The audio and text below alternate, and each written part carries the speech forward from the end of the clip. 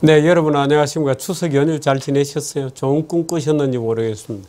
달이 아주 굉장했습니다. 슈퍼문이었습니다. 큰 달이.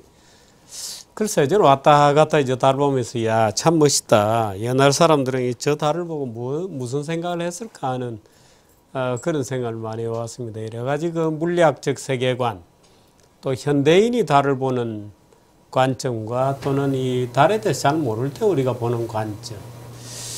글쎄, 이 Dark Side of the Moon이라는 노래가 옛날에도 있었습니다만, Dark Side of the Moon이라는 것은 존재하는 것은 우리가 아는데, 우리가 보는 달은 한쪽 면만 보는 거죠.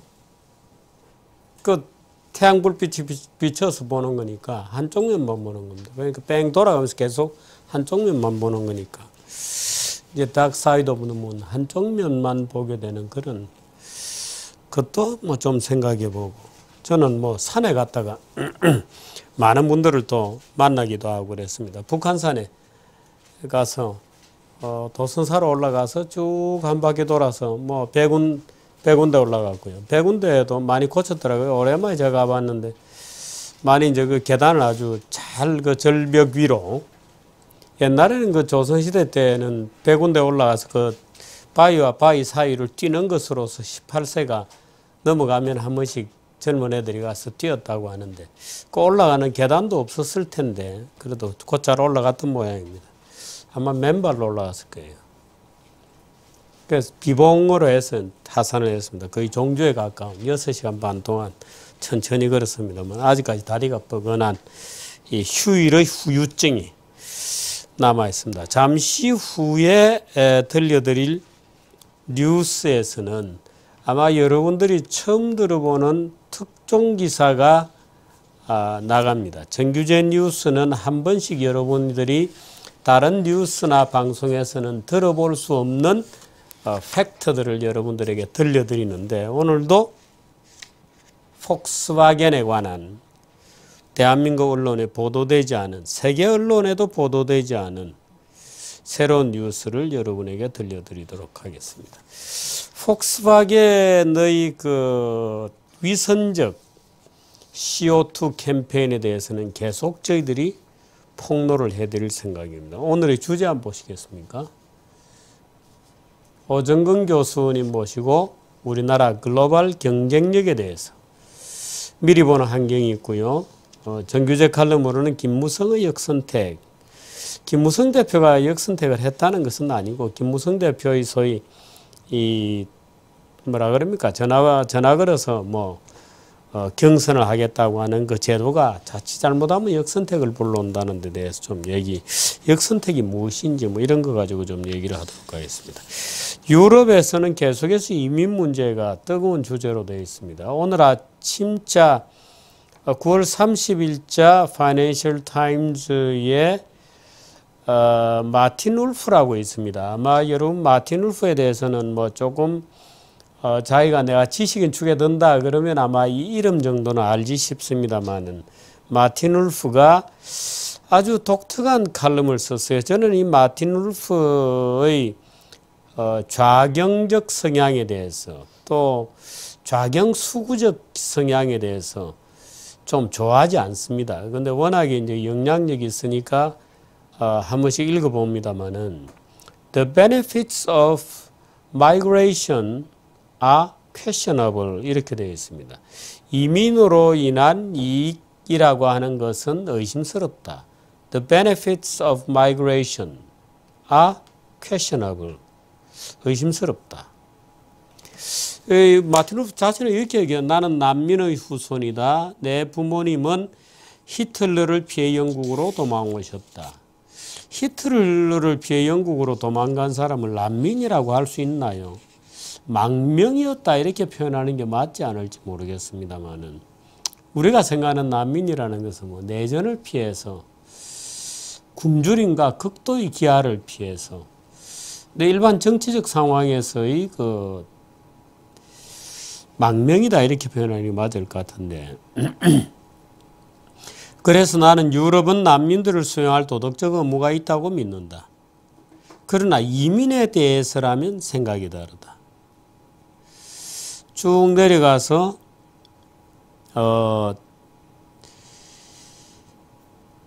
범세계주의자들이 물론 있다. 이들은 독립국가 같은 현재의 정치 시스템과 양립할 수 없다. 또 많은 이들은 자신의 부를 공유하기를 꺼려한다. 국가들은 자신과 국민들에게 이득이 될 만한 사람들만 이민을 허용한다. 이민자들은 국가와 국민들에게 어떤 이익을 안겨줄까? 지금 어떤 조사를 인용하고 있는데요. 이 조사가 어느 정도 논리성이 있는 조사인지 모르겠습니다. 다른 조사에 따르면 이민은 경제 성장에 굉장히 도움이 된다. 자기가 말하자면 지력과 노동력으로 자기가 가져가는 것보다 더 많은 가치를 창출한다. 이런 자료도 많습니다. 근데 지금 이제 어떤 증거를 가지고 와서 다른 자료를 가져와서 이민이 별로 그렇게 뭐 이익이 없다 이렇게 지금 주장하고 있습니다. OECD에 따르면 10년간 이민자는 미국 신규 구직자의 47%, EU 신규 구직자의 70%다. 이민자들은 노년 부양 비율을 낮춰주고 있기는 하지만 경제에 도움이 될 만큼 낮추지는 못한다. 뭐 쭉 이렇게 쓰고 있습니다. 마틴 울프가 지금 이민에 대해서 굉장히 부정적으로 자료를 가지고 쓰고 있는 그런 칼럼을 오늘 여러분들께 하나 소개를 해드립니다. 월스트리트저널은 오히려 약간 반대의 기사를 썼습니다. 아시아 지역에서는 이민자들은 미국 인구 증가에 큰 영향을 줄 거다. 오는 65년까지 2015년부터 미국 인구는 36% 늘어난다. 2065년 미국의 인구는 4억 4,100만 명일 것이다. 지금 30억, 3억입니다. 36%가 늘어날 텐데 이 중에서 이민으로 인한 인구 증가율은 36% 중에서 88%. 그러니까 3억에서 4억 4,100만 명으로 늘어나는 약 1억 한 4천만 명 중에서 88%인 1억 300만 명이 1억 4천만까지는 안 되군요. 1억 한 2천 몇백만 중에서 88%가 이민자들로 인한 인구 증가일 것이다. 그렇게 되면 이민자들이 차지하는 비중도 굉장히 늘게 되겠죠. 아시아인은 미국 여러 인종 중에서 이민자로 인구가 증가하는 유일한 인종이다. 2055년이 되면 아시아인 이민자 수가 히스패닉 이민자 수보다 많아지게 된다. 하고 쭉 히스패닉은 전체 이민자의 47%이며 65년까지는 31%로 떨어지지만 아시아인은 2015년 현재 25%에서 2065년이 되면 38%까지 전체 인구에서 전체 이민자에서 38%로 늘어난다. 2055년이 되면 미국인 중에서 백인은 46%, 히스패닉이 24%, 에이시안 14%, 흑인은 13%일 것이다. 의외로 흑인을 낮게 보는군요. 현재는 백인이 62%, 히스패닉은 18%다. 이러한 변화는 미국 정치 지형을 바꾸게 될 것이다. 1970년대는 이민자 대다수가 유럽인이었으며 1990년부터 지금까지는 중남미 이민자였다. 하지만 2011년부터 많은 아시아인이 미국으로 이민을 오기 시작했다. 해외에서 태어난 미국 거주 아시아인은 미국 태생 아시아인보다 2배나 많다. 그러니까 2세대보다 1세대가 많다. 아시아 이민자 중 가장 많은 것은 중국과 인도 유학생이다. 이들은 졸업 후에 비자를 발급받아 미국에서 일하고 있으며 영주권을 발급받기를 기다린다. 그런 얘기입니다.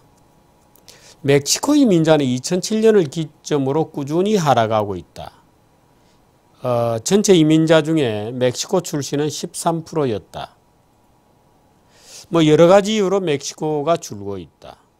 멕시코는 출산율도 떨어지고 있고 멕시코 경제가 비교적 괜찮고 이민 루트가 굉장히 위험해졌기 때문이다. 히스패닉 인구는 꾸준히 늘긴 하겠지만 그것은 이민 때문이 아니라 미국 내 기왕에 와 있던 히스패닉 이민의 2세들이 많이 늘어나기 때문에 늘어날 것이다. 이런 또 칼럼도 있습니다.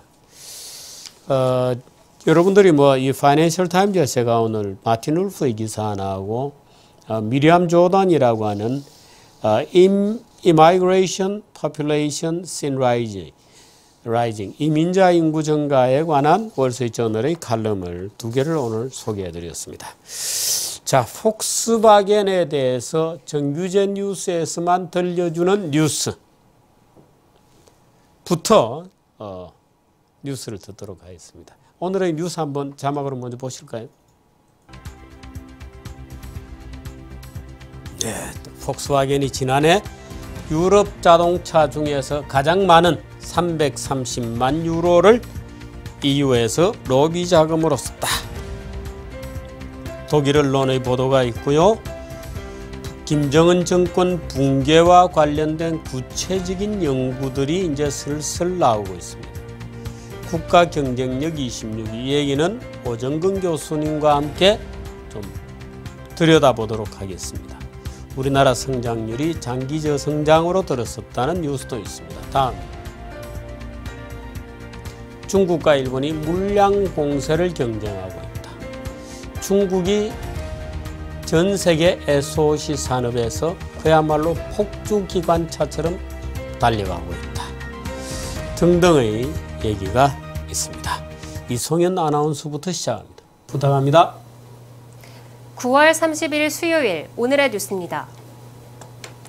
폭스바겐이 지난해 유럽에서 로비 자금으로만 330만 유로, 우리 돈 약 44억 원을 쓴 것으로 나타났습니다.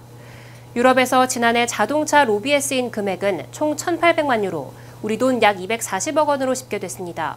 그중 가장 많은 로비 금액을 쓴 회사는 폭스바겐으로 330만 유로를 지출했고, 이어 다임러가 250만 유로, BMW가 150만 유로 순이었습니다. 또 브뤼셀에서 고용한 로비스트의 수는 폭스바겐이 43명, 다임러가 14명, BMW가 3명으로 나타났습니다. 로비 분야는 유럽의 기후정책, 원자재 정책, 무역 및 교통정책 등이었습니다. 네, 이 혹시 그게 있나요? 자료가?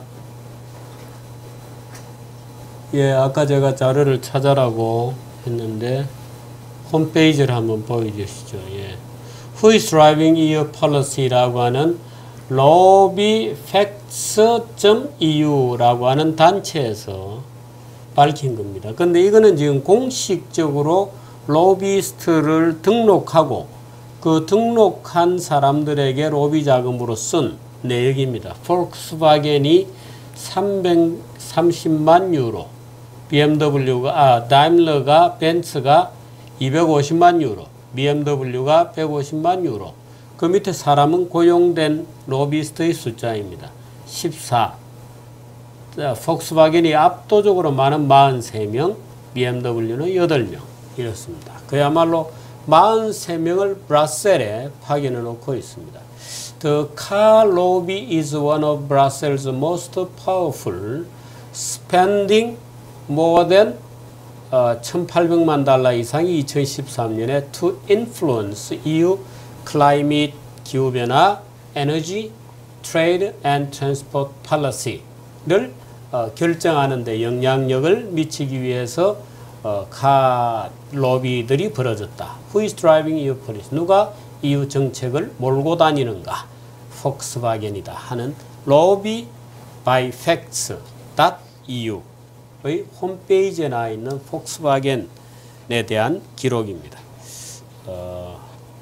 열심히 찾아보니까 이런 자료가 있긴 있군요. 근데 이것은 공식적으로 등록되어 있는 내용입니다. 이외에 이제 일반 기업들이 클라이밋 체인지에 관해서 활동하는 거, anti CO2 캠페인을 벌여나가는 거, 뭐 연구 리포트를 내어서 말하자면 디젤 차를 정당화하기 위해서, 디젤 차를 많이 팔기 위해서 끊임없이 일반 배기가스가 아니고 CO2를 물고 늘어지는, 그래서 CO2는 디젤차가 적다. 그러므로 친환경이다는 거짓된 신화를 만들어요. 지금 이 배기가스에 대한 무슨 검증하는 장치 소프트웨어를 조작한 게 1단계. 그 다음은 CO2가 마치 오염의 전부인 것처럼 조작했던 것이 더 큰 문제인데, 이제 이런데 각 단계마다 엄청난, 말하자면 밝혀진 또는 공개된 또는 비공개된 로비들이 존재하고 엄청난 돈이 투입되지 않았을까라고 저는 의심을 갖고 있습니다. 그래서 부지런히 찾아봤더니 이런 유럽 측의 자료가 하나 있어서 일보로 여러분들께 전해드렸습니다. 네, 두 번째 뉴스. 폭스바겐이 배기가스 배출량 조작 소프트웨어를 10년 전부터 사용했다는 독일 언론의 보도가 나왔습니다. 독일 DPA 통신은 지난 28일 폭스바겐 디젤 차량의 배기가스량을 조작하는 소프트웨어 사용이 2005년에서 2006년쯤 결정됐다고 보도했습니다.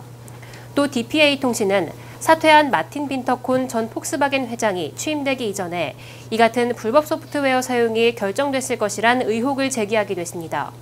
한편 이번 사태로 폭스바겐 감독이사회는 그룹 내 브랜드별 자율 경영을 확대하는 방향으로 그룹 구조 개혁을 검토하고 있는 것으로 알려졌습니다. 네, 지금 그 감독이사회라는 말이 나왔는데요. 감독이사회라는 것은 독일에만 있는 제도입니다. 그 보통 이제 영미계통에서는 이사회가 있고 그 다음에 이제 집행부가 있습니다. 그 이사회 위에는 주주총회가 존재하죠. 그런데 독일에는 그 주주총회 밑에 감독이사회가 있고 그 감독이사회 밑에 집행이사회가 있습니다. 이사회가 있고 그 이사회 밑에 이제 회사, 집행부, 회사 행정기구가 이제 쭉 존재하게 되는 거죠. 그래서 감독이사회라고 하는 것은 독일에만 있습니다.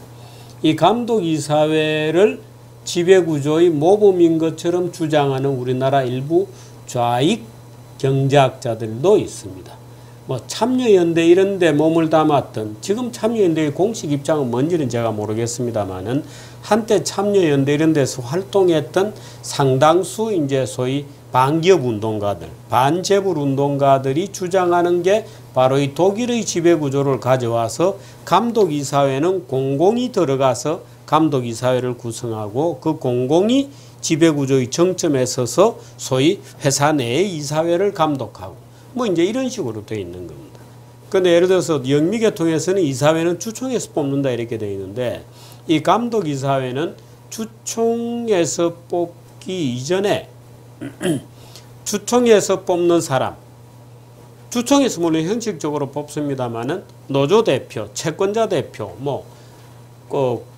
정부 기구 대표 뭐 이런 식으로 해서 감독이사회를 소위 이해관계자 집단의 공동 통치 시스템으로 만들어 놓은 겁니다. 그러니까 주주 통치 시스템, 쉐어홀더 캐피탈리즘이 아니고 스테이크홀더, 이해관계자 전부를 이 감독이사회에 한 명씩 집어넣고, 그러니까 노조가 지명하는 대리권을 가진 이사도 한 명 들어옵니다. 그렇게 되면 이제 감독이사회가 되는 거고, 그 감독이사회에서 집행이사를 구성하는 이런 식의 이중의 이사회 제도로 되어 있습니다. 그 지금 독일 언론에 지금 DPA 통신 얘기가 쭉 나오는데, 그래서 폭스바겐 감독이사회 이런 말이 나왔습니다만은 폭스바겐 감독이사회가 그룹 내 브랜드별로 자율 경영을 확대하는 방향으로 구조개혁을 검토하고 있겠다 하게 되면, 문제가 생기면 그 자율 경영이라는 이름으로 브랜드별로만 충격이 오도록, 말하자면 지배구조의 도마뱀처럼 꼬리를 자르겠다, 이제 이런 약간의 전략도 담겨 있습니다. 그래서 우리가 이런 보도를 볼 때는 예를 들어서 감독이사회가 뭔지 또 집행이사회가 뭔지 이런 데 대해서 사전 지식이 조금 있으면 금방 이해할 수 있는 이제 그런 구조로 되어 있죠. 그러니까 독일에는 감독이사회가 공공대표처럼 되어 있기 때문에, 물론 주주대표도 있습니다만은 또 감독이사회의 의장은 주주 측에서 구성하도록 되어 있습니다. 그래서 감독이사회의 의장이 투표권을 갖느냐 안 갖느냐, 주주 측이므로 가지게 되면 아무래도 주주 측이 유리하게 되고, 못 가지게 되면 아무래도 일반 공공에서 파견된 공익이사들에게 좀 강조점이 가게 됩니다. 그래서 기민당과 기사당이, 기민당이 정권을 잡으면 감독이사회 의장이 투표권을 갖는 거로, 또 기사당이 정권을 잡으면 감독이사회 의장은 투표권을 갖지 않는 걸로 뭐 이런 정도 이제 왔다 갔다 하는 정도가 이제 독일의 좌우의 갈등이고 대립이다 이런 정도로 보시면 되겠습니다. 독일은 이미 사실 좌우 구분이 거의 없어졌죠. 네, 다음 보겠습니다. 북한 김정은 정권이 붕괴되면 핵무기 등 대량 살상 무기를 제거하기 위해 미 육군 지상군 15만 명이 증파될 필요가 있다는 분석이 나왔습니다. 미국 유력 싱크탱크인 랜드 연구소는 최근 발간한 보고서에서 북한이 붕괴되면 미국의 지상군이 대량 파괴 무기를 제거하기 위한 특수작전에 투입돼야 한다며 이같이 밝혔습니다. 연구소는 또 현 시점에서 북한이 서울을 향해 포격 도발을 할 경우 이에 대응하는 미국의 전략이 취약하다고 지적했습니다. 네, 랜드 연구소는 미국의 국방 쪽에 좀 보수적 성격을 띠는 그런 연구소죠. 그래서 조금 점차 이제 북한의 붕괴와 관련된 구체적 얘기들이 이렇게 조금씩 나오고 있습니다. 네, 다음 보겠습니다. 우리나라의 국가 경쟁력이 세계 140개국 가운데 26위로 평가됐습니다. 세계경제포럼이 오늘 발표한 올해 국가 경쟁력 순위에서 우리나라는 10년 만에 최저치로 떨어진 지난해와 같은 순위를 나타냈습니다. 국가 경쟁력이 상승하지 못한 주요 요인은 노동시장과 금융시장 경쟁력이 개선되지 못하거나 뒷걸음질 쳤기 때문입니다. 노동시장 효율성은 86위에서 83위로 올랐지만 여전히 하위권입니다. 특히 노사간 협력은 132위로 세계 최하위권이었고 고용 및 해고 관행은 115위, 정리 해고 비용은 117위를 기록했습니다. 또 금융시장의 성숙도는 82에서 87위로 하락했습니다. 이번 결과는 정부가 지난 1년 동안 4대 구조개혁을 추진했지만 큰 성과는 없었다는 의미로 풀이됩니다. 네, 지금 구조개혁 얘기가 나왔습니다만은 이 기사를 한번 보실까요? 이번에 월드 이코노믹 포럼의 보고서 중에서 가장 눈에 띄는 게 인도 얘기입니다. 인디아가 랭킹 모디 총리 이름이죠. 모디 파워즈 인디아 up ranking of most competitive economies 해서 소위 인도가 굉장히 계단을 뭐 열 몇 계단인가 뛰어 올랐다는 이제 그런 거. 여 밑에 보면은 16계단을 뛰어 올랐다 이렇게 되어 있습니다. 그래서 그런 기사들이 있다는 것도 참고로 해드리고 이 국가 경쟁력 순위에 대해서는 잠시 후에 오정근 교수님하고 얘기를 좀 나누도록 하겠습니다. 네, 다음 뉴스. 올해 우리나라의 성장률이 주요 신흥국 가운데 최하위 수준을 나타낼 것이란 전망이 나왔습니다. 오늘 옥스퍼드 대사나 옥스퍼드 이코노믹스에 따르면 13개 주요 신흥국의 올해 성장률 전망치 가운데 우리나라는 브라질과 러시아, 남아프리카 공화국을 제외하고는 가장 낮은 성장률을 보일 것으로 예상됐습니다. 다만 신흥국 취약성 평가에서는 필리핀 다음으로 가장 안전하다는 평가를 받았습니다. 전문가들은 한국이 신흥국 가운데서는 매우 안전한 편이지만 전 세계적으로 성장률이 낮아지는 추세 속에서 이제는 저성장 고착화를 우려해야 한다고 지적했습니다. 네, 그렇군요. 기사 하나 더 볼까요? 잠깐 화면을 좀 폭스바겐 얘기 하나 더 재밌는 게 있어 소개를 해드리려고 합니다. 그린빌더라고 하는 화면을 좀 비춰주시죠. 왜 내 말을 좀 잘 안 듣고 계세요?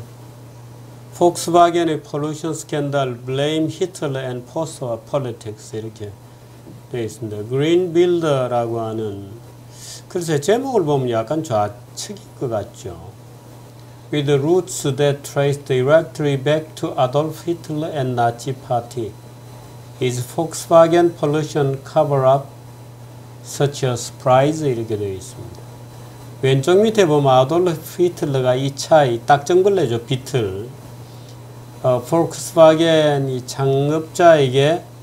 창업자가 그 포르쉐죠, 포르쉐. 창업자에게 이 차 이름을, 야, 이 차는 역시 독일 민족의 뭐 어떻게 하는 거니까 the name shall be strength through joy car 라고 붙이자. 이렇게 아돌프 히틀러가 제안을 했지만, 이 strength through 글쎄요, joy. 이 좀 웃기는 말이다. 즐거움을